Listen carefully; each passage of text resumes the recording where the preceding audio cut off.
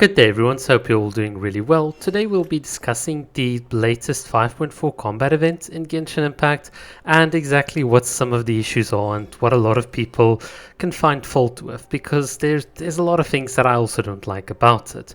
But before we get into that, I want you to look at the beautiful site in front of you behind Sichuan.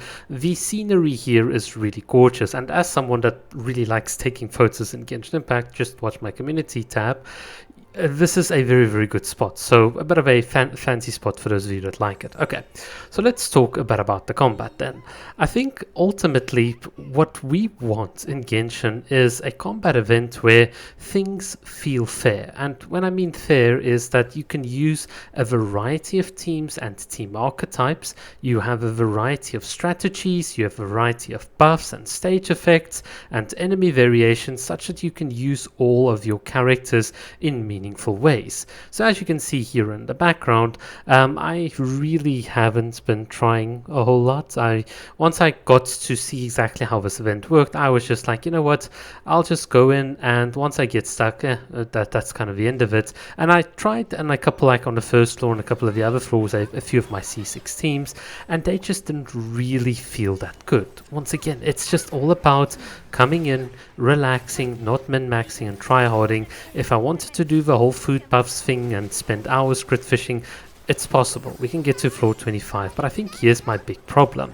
The DPS check in the amount of time is really unreasonable, and it doesn't favor certain teams that have longer rotations. Like for instance, you might have a 20-second rotation and then you have another 20-second rotation, so your team's rotations aren't very nuke or burst heavy, but they're very periodic, and that is not going to be favored in an event like this. So basically my big criticism is that the 30-second timer should really have been like a 40 or a 45 like second timer, just to accommodate different team archetypes. Because what you see is that to do a lot of damage in such a short window, you need to nuke. So that's going to be Mavuika Melt or Mualani Vaporize, or let's say I know there are some other characters can nuke and so on, but this event was very clearly a Mavuika check. You saw like the event buffs. We're going to give you, or characters in their Night Soul Blessing get extra 150% increase in damage, which is combined with the boon of whatever thing that they put up and food buffs.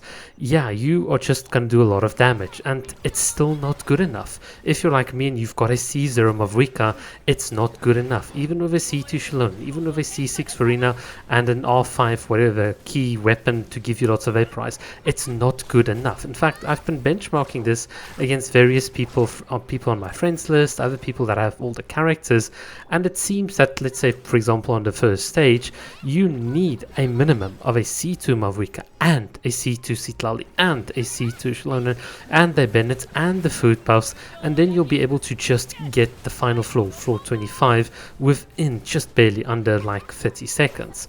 And that to me is just like absolutely crazy. Some of these floors have enemies with 20 million HP, and unfortunately, no matter how much you want to F2P Xiangling it, it's not going to work. Xiangling is just quite literally useless, and so is my C6 units. All that money, all that time spent building and liking certain characters, all of it's just depreciated and fell in value. It's like when you drive out of a dealership and you bought like a new car. The moment you drive out, you lose 10% of the value of your car due to depreciation.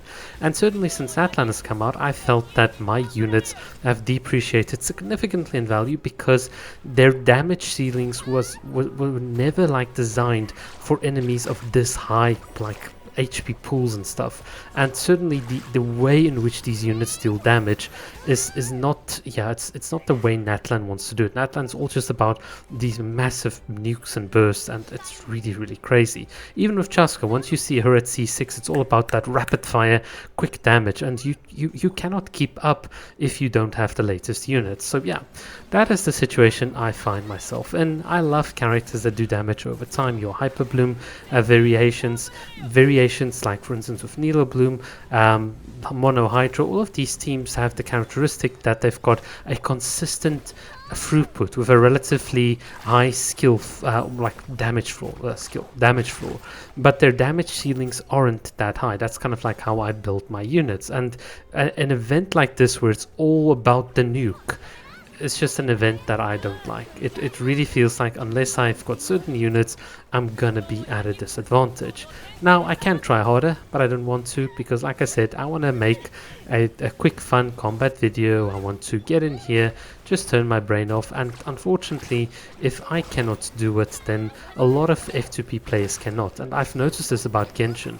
Whenever something is F2P possible, in other words, if you've got a good account and you've been trying and you've been playing for a long time, that's when combat becomes fun, when it's at that knife's edge. But anything harder than that, then the game can easily become just a bit oppressive, even if you've got stronger units. So that's my take, that's what I've got to say. Thanks for watching.